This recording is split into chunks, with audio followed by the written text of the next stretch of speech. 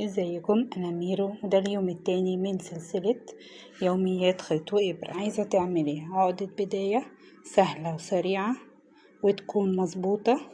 تابعي معايا لغاية اخر الفيديو. زي ما اتعلمنا نمسك الإبرة والخيط ازاي، هنشتغل مع بعض عقدة البداية وهنمسك الإبرة بتاعتنا، وزي ما احنا ماسكين الخيط هنيجي هنا ومن جوه ونطلع ونلف من بره بالشكل ده، وبعدين امسك من اللفة اللي هنا وبعدين ادخل تحت الخيط اهو، وهدخل تحت الخيط من هنا واسحبه واطلع واشد، وابقى كده عملت عقدة البداية بتاعتي.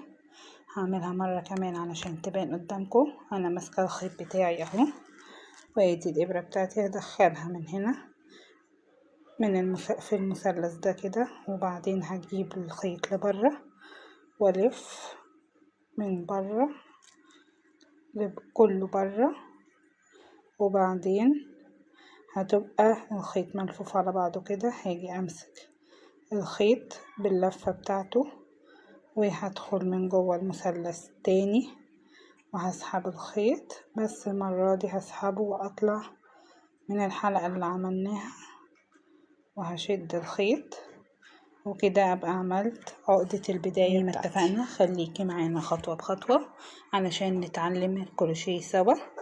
المرة دي عملنا عقدة البداية، استنيني المرة الجاية في اليوم الثالث وفي حاجة جديدة. متنسيش تشتركي في القناة وتفعلي الجرس علشان يوصلك كل جديد، ولايك وكومنت وشير علشان اشوف تفاعلكم معايا ونكمل سوا السلسلة بتاعتنا ونتعلم مع بعض اساسيات الكروشيه. زي ما احنا متفقين مع بعض، لما يكون فيها خيط لازم يكون فيها ميرو كروشيه.